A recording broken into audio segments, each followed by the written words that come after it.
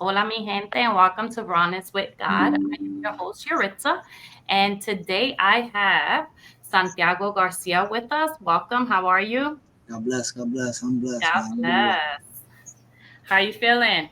I'm feeling good, man. Good, Excited good. about what's gonna take place here tonight, and just feeling great all around. Amen, amen. So, Santi, and by the way, guys, he is related to me, so that's why I'm calling him by short. Okay. um, my beginning would be with you. Give us just like a quick background of your upbringing, when you were Okay. young. Okay. So I like to say my upbringing was started out normal. Good family, good background, good teaching. Yes. Good advice. Um, always felt like I was part of, right? Never neglected. Um, a great mother. My dad did his best, to whatever was his ability at the time.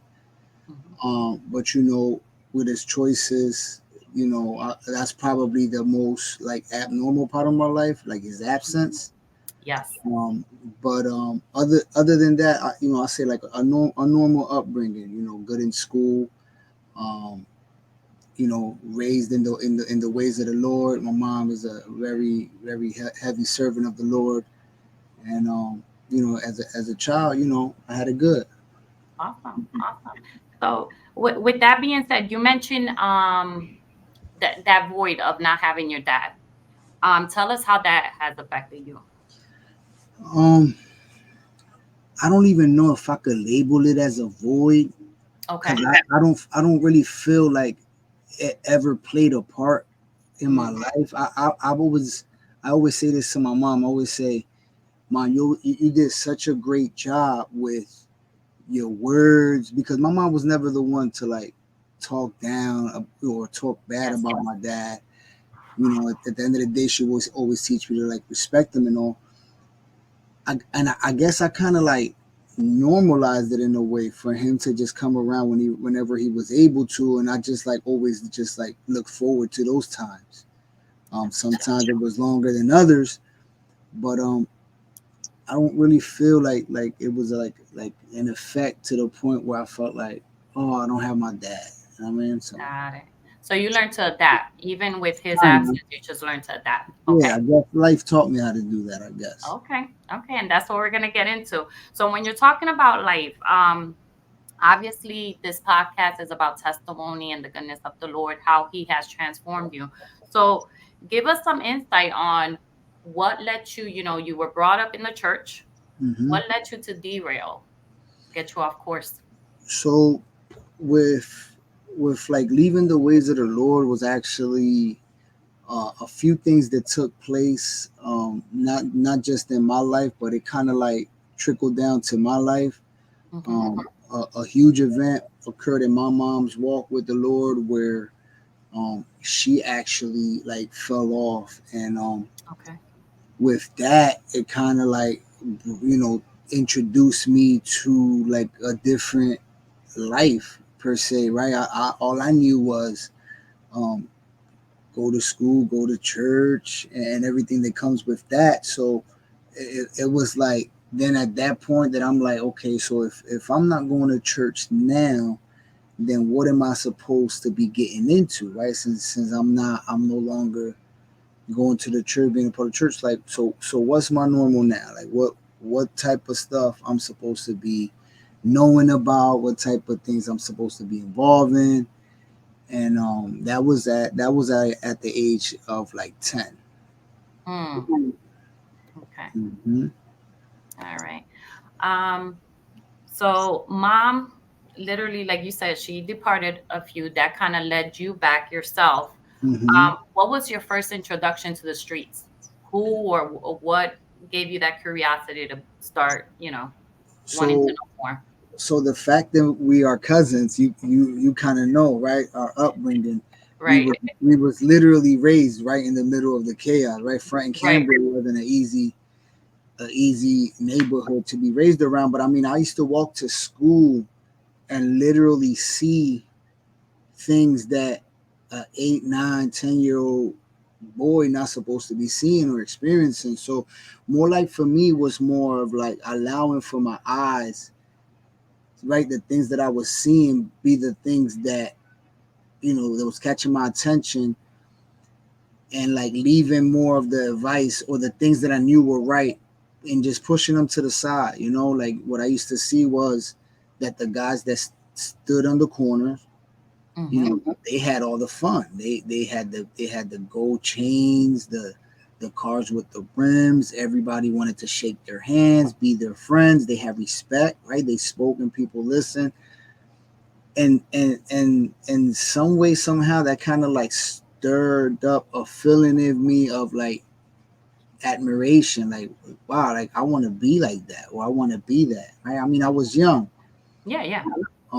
My mom never really spoke to me about the dangers of the street since they were never really a part of our life. But somewhere deep inside, I just knew that it wasn't right. I saw that they used to smoke. Right, I would see them smoking. I don't know if it was cigarette or weed at the time, but I would see them smoking, and I knew that these things weren't good things. Right, they would be cursing and Right. getting into fights. So I kind of knew that the lifestyle wasn't right, but Mm-hmm. something inside of me just like it just entertained it, and I was like, you know what, like I would like to be that. Mm. As strange as it sounds. Yep. Wow, wow. Thank you for sharing that. So, um, as your curiosity jumped in, and here you are like admiring and wanting to know more, how did you fall? So it wasn't like a fall, because to be honest, when I started witnessing my mom doing things that I wasn't used to seeing, I knew that the key, or the answer to the problem, was just leaning back on God, to the point where I started like purposely going to church on my own Mm-hmm. without her, because she was just on that mindset. Like, I guess whatever occurred to her at the church was so tragic that she Wow. was just like, no, not now, son. And I'm just like, well, mom, no, we have to do it. This is, how can you be this way? How can you be doing this?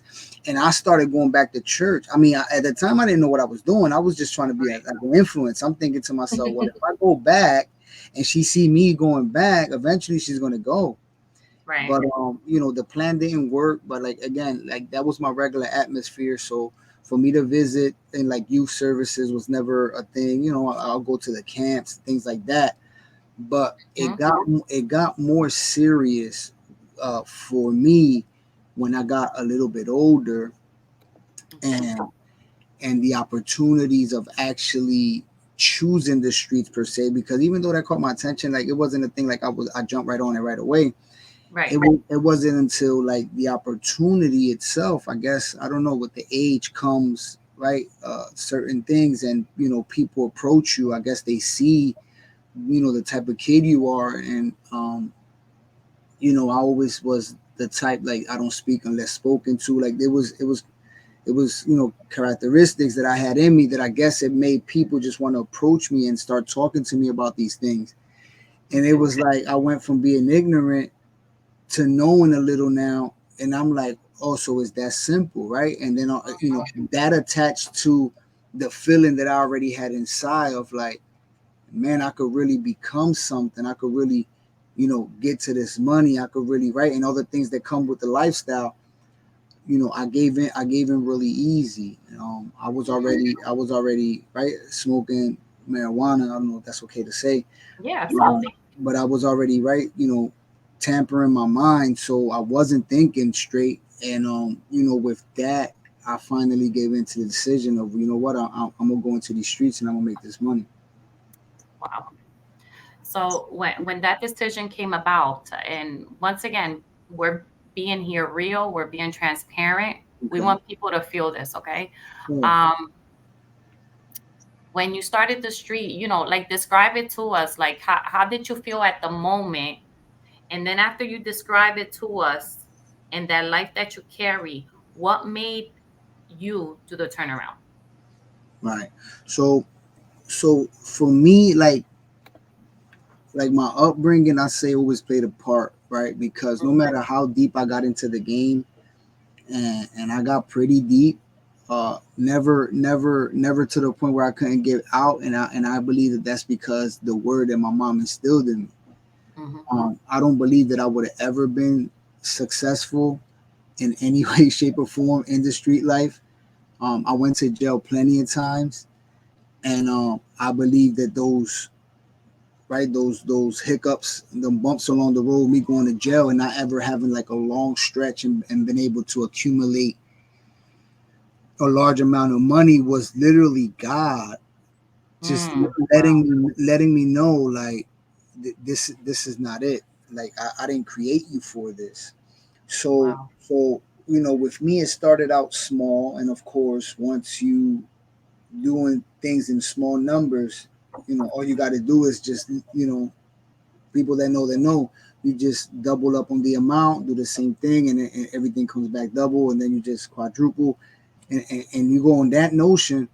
But there was things in me that other people that knew me understood that I wasn't going to be in the lifestyle forever. Like the way I spoke, I used to say things. I have a best friend, right? And his name is Nene. Me and this dude used to always have conversations on like what age we was literally going to quit and hang the game up. Like we would have these talks. Like nobody really talked that way, and it's like, yo, we still be like, yo, bro, like if we in this and we don't, we're not doing like a long bid, or if we alive at 21, we getting about this. We gonna save money. We gonna do this thing the right way, and we would have jobs. Like we would work. We would do our thing on the side, but it was like we kind of wanted to like do the right thing, but it was like after doing what we was doing for so long and getting connected and having people depend on the moves that we made, it was like kind of hard to let it go, Right. but it was kind of easy to stay in as well. So Mm. it was kind of like a curse, because I knew that the minute I decide to do what I do, my life changes. Like if I'm broke right now, all I got to do is make a few phone calls, do what I do for a few hours, and I'm back to life. So just to have that possibility, in front of me at every time, like anytime I'll try to do something right or the correct way, it will be easy for me to fall back into the lifestyle. And Wow. as far as like turning it around, I like to believe, right, and as I look back, because I do a lot of looking back, and Yeah. not to regret, but just like wanted to acknowledge the Lord, because I knew that He was always with me. I've been through many things, backstab, betrayal, you know, life on the line, shootouts, uh, many things that God has saved me from, man. Mm. Like, yeah, like it gets deep, and Yeah. Absolutely. but but I could literally say that His hand was over me at all times. Like even though in the moment I felt the emotions, right, Mm-hmm. being afraid, or like, man, it's over for me, or it's ruining all that. But when I look back, like everything that took place in my life was a way of God telling me, you're walking in the wrong way. You're walking in the wrong direction. Um, I look back now and I'm like, how did I ever think that I could actually succeed, or think that I was like, because there was a while where I believed it, right? I believed the lie. Like this is me, this is it. I mean, like I'm that dude, right? Like you come Right. holler at me and I get it for all those things that a God perpetrate with. But I believe that it was a lie, and I look back now and I'm like, wow, how can I really believe that lie? Because it does happen. Mm-hmm. The enemy presented to you in such way where it looks lovely, right? You do a few things and you have results, right? And then when you look at the results, you start thinking like, well, I can really do this, or this for me. But to be honest, that's not a way of life for no one. And I don't care how far you getting into it, because there was times where I make wise decisions, and I thank God for that now, that could have put me up in the game. I'm talking about up. But Right. consciously, I was like, you know what? No, I'm okay with just being okay. I don't. like I don't want to be a millionaire. Like I don't want to make those type of moves. Like no, I'm cool. Maybe not right now. Maybe later on. And because some for some reason I just had like a conscience with me that won't that just didn't allow me. I used to know kids that I used to tell them like, yo, I just turned this down, turn that down, friends, and they'd be like, what? Man, we've been looking for that forever. How you give that up? And I'm like, man, I don't know. I just don't feel like it's me. And when I look back, when I look back now, and I think of those things, it wasn't me. Like it was God that put those feelings in me. It was the word that my mom put inside of me that just kept me safe, whether I was in the wrong way or not. Like I left God, but He never left me. And Ooh, that say and that that yeah, again. Yes. and that's one of the reasons why I love Him so much, because I was able to experience that. And as far as like me getting back So into serving the Lord, because after a bunch of ruckus, after a bunch of mayhem, right? Because I had a child, right? I had a son in that lifestyle, and it wasn't easy raising up a son in a broken home with the type of choices that I was making, right? But I did my best. And I know that I wasn't the best dad, but I wasn't the worst either. And I thank God for the opportunity, to being a father to my son, right? Something. And that's it. he's grown now, right? He's in good health. Um, a lot of it has to do with right the part that I played, right? Because Mm, I was there to the best of my ability, and right. he knows who I am. I know who he is. He wasn't raised with the mentality of like my dad, right? Not around or whatever. And I just thank God for that, because it could have been a lot worse, right? With the way that I Oh was yeah. living, it could have just forced me to like be totally absent and not play a part in his life at all. But I just thank God for allowing me to keep sane and conscious of understanding that he was my responsibility and I had to take care of that. That's And it. in the times that I went to jail, right, that allowed me to have a clean conscience, sober Hmm. up from all the toxic that I was putting in my body, and and just placing me around good people, man. That's another thing that I have to say, man, because I have a friend named Nene, and that dude, man, I love him to death because he Hmm. always kept me sane no matter what. And even though a lot of people like get turned their back on me, and because the choices I was making wasn't always the right one, so I hurt a lot of people. And I mean, I did Hmm. hurt a lot of people, not intentionally, because it wasn't like I'm gonna hurt you type hurt, but it was like with the choices that I was bringing, it was bringing mess around us, so they eventually wound up hurting. And Right. I'm conscious of that, you know what I mean. And then it was the type that no matter what, man, like I could really count the times where that dude had every right to say, you know what, son, that's it, man. Like, do you? I'm cutting you off or whatever, and that dude never did. So for that, I was appreciating. And he just kept me conscious, man, kept me saying like, hey, chill back up. And I kind of feel like in a way I did the same for him.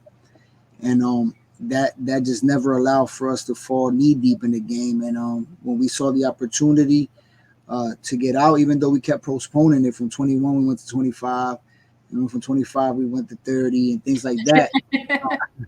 That was because that was our plan. We always wanted to like leave, but it would be like something there always like Sucking you back in. right.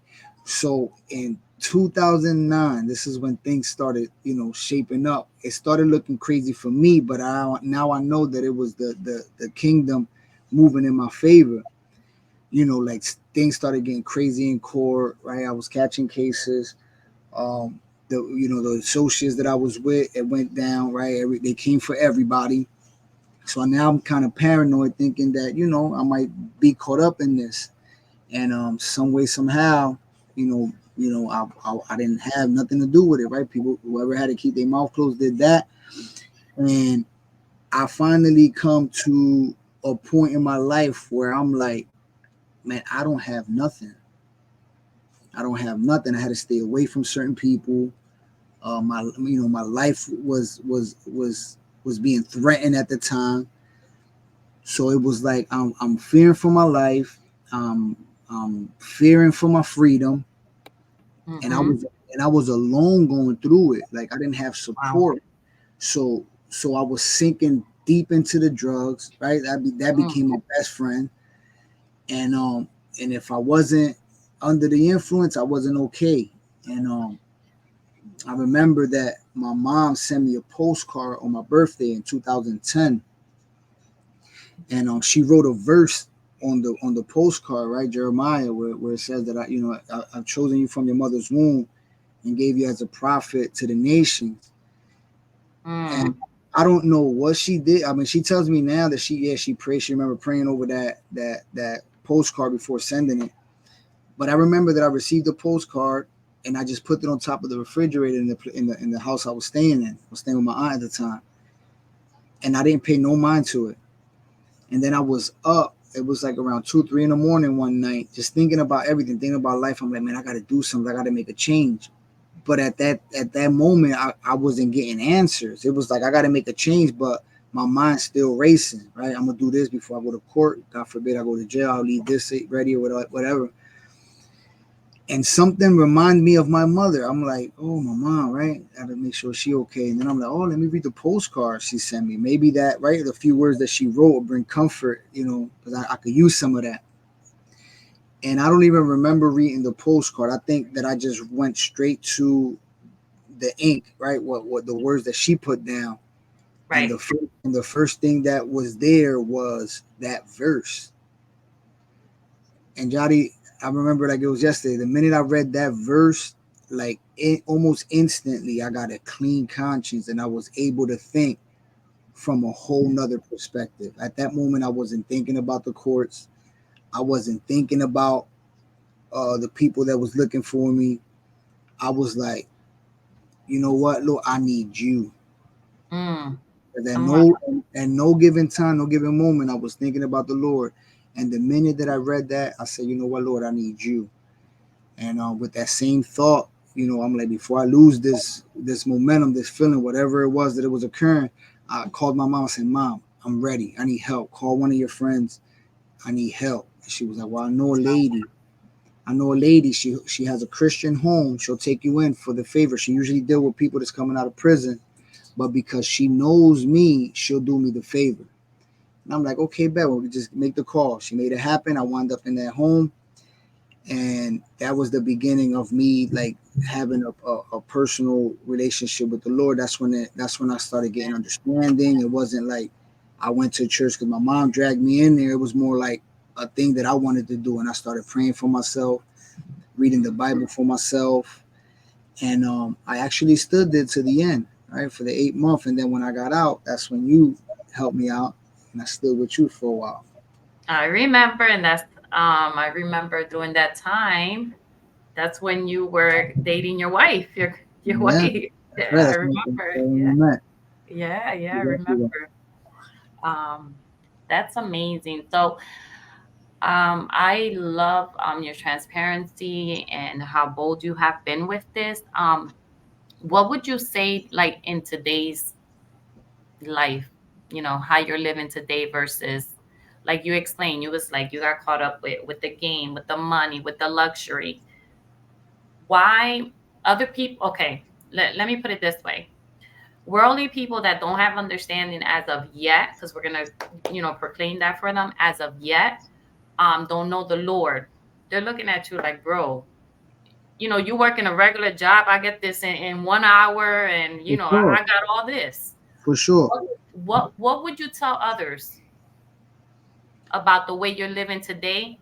What is this so great versus before? Listen, if it wasn't so great, I would have still been that boy out there. There you Like go. it's like I'm not doing this for my health. Like Mhm. it's real. Like Yes, it's really real. And the only ones that are saying that is probably because they don't know me. yes, Because yes. if it's anybody that know me watching this, they'll know. They'll tell you, yeah, he was really in that. He was really Hmm. into that. And for me to give that life up for what God has replaced it with, and sit here right for half an hour and just try to like speak life into people and just encourage them a little bit, like, hey, just take the step. Trust me, it's real. Like, you can't even compare it. I wish I can put it into words, but it's just something that we all have to experience for ourselves. And it's something that it's not easy. I have my hiccups. Ever since I came to the Lord, I have my hiccups. I'm not going to sit here and act like I got it all together. But Come on. one thing is for certain is that once you come to the Lord and He marks you, you're His. You won't enjoy sin the way you did when before you right before He marked you with his holy presence. Like, I went back into the world after acknowledging him as my Lord, and I literally He literally allowed me to experience the world, but still able to see through a spiritual eye. So there's no way that you can enjoy the things of the world. Like, I used to feel sad for real. Like, wow, like people work to come, or whatever, they get their money to come and drop it here at this bar on the weekend, or we run around, we drive around. Like, it just didn't make sense to me. So Mm-hmm. God kind of like made my life complete in the sense of giving me a wife. Now I'm able to live off the benefits of having a marriage. I, I, Amen. I can't explain how beautiful, wonderful that is to have someone that is next to you, not because of what you're making, not because of the reputation you got in the streets, right? Now, who you be, but just love me for loving me. How do I know that? Because she seen me at my low. She seen me at my worst. Yet she still tells me she loves me every chance she get. Beautiful. Something like that, I'm able to benefit off of that. The world never gave me that. The Mm. streets Come never on. gave me that. So why would I sit up here and try to act like whatever the streets gave me, the world gave me is better than what God has given me now? I mean, like, it's not the same. I have a daughter now, right? And I'm Mm. raising two. So I'm in a position now where whatever I wasn't able to do for my son, I'm able to do for my daughter, right? Amen. Wow. And I know it's a kind of a hard thing to say, but it's just the reality. I'm able to do things and watch my daughter grow. Where for my son, it was more like whenever the weekends came up, or whenever I was out of jail, or whenever the opportunity show made it that hard. But now I'm part of something that God established from the beginning, and I'm able to benefit from all that. A marriage, raising my kids, watching them grow up. That's normal. You want to experience something, you want to experience a high, experience that. Ask God to bring normal into your life. For allow, just say that in prayer. That's Lord, it. whatever that brother Santiago was talking about, allow for me to see things through your eyes, and I guarantee you that you will go out into the world and you will see things for what they truly are. The world will lie to you. The world will tell you have the most girls that you can have and you that bull. But that's a lie. You really be that bull when you can have one and be faithful to it. You Ooh, go understand? ahead. Say that again, bro. The world will lie to you and say, listen, Mhm. your riches isn't where your money at, the things that you possess. That's what the world wants you to believe. But what you need to understand is that you're rich and you're successful when your heart is at peace, when you ain't running around worrying about who's out for you, or where you're going to get this dollar from next, who you got to scheme, and things like that. When you're making an honest living and you're able to rest your head at night in peace because you know that you're doing the right thing, that's when you're rich. It's not about the money you're making. There you go. There It's you not go. about It's the money crazy you're you making. just mentioned that because I was going to tell you that. I was like, let them know about that sense of peace that he gives you. And look, For you went right sure. into it. For Yep. sure. Yep. Yep. I love it. Santi, I want to say thank you. Thank you. Thank you for Yeah. sharing that. But before I let you go, because there's a new thing that I'm doing, Okay. tell our viewers, who is Jesus to you? Jesus to me. So, man, look, Jesus to me, like I spoke about the truth, man. I think that's where all my chains broke. It's just knowing the truth, man. Like when the Bible talks, when he talks about him being the truth, it places him on top. Like there's so many lies in the world that I believe for so many years that was broken, like literally by just knowing the person of Jesus Christ, and Mm-hmm. that just let me know right there that he is the all truth. And the truth does one thing in a person's life, and that is set them free. Woo, go ahead. So when you ask me what is Jesus to me, Jesus to me is the truth. He's the truth. I remember when I first started experiencing God on another level. I sat my wife down. Well, she wasn't my wife at the time. She, we was in the middle of like breaking up for real, for real. But it was a tragic moment. I remember how God put a heavy burden in my heart to just speak truthfully for for anything, and He showed me that the truth literally freed me. I told my Wow. wife everything. Told her just ask me whatever you want to know, and I spoke the truth boldly. And so when I experienced those things and I understood that the truth is what set you free, that's what I set out behind. I sat behind the truth. I didn't want no more lies. I didn't want to be deceived anymore. I didn't want to believe whatever the world was telling me, whatever the trends was telling me, whatever people that thought that they knew what the truth is was telling me. I wanted to know the truth, and the one truth, and that's Jesus. That's who Jesus is to me. There you go. There you go. Ah, I loved it. Well, Kazo, once again, I want to say thank you. Of course. As we spoke, we said, well, I said one person, right? You said many. So I pray to God that, this interview here and your testimony will touch not one, Amen. but many. Praise God. Because this is needed. I feel like Mm-hmm.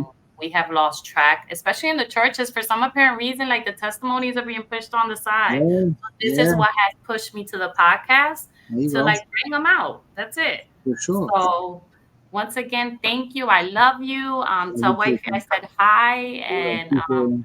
blessings. God bless Amen, you, amen. the family, and Thank you. continue because I see you, bro, and I'm loving it. I'm loving it. Praise God. And Take you care. God bless you. continue too. I think this is a great platform, and it's going to do good things. Just stay consistent, cuz. That's it. God Amen. bless you. Amen. All right. Love you. Have a good night. Love you too. God bless. Take care. God bless. Bye bye.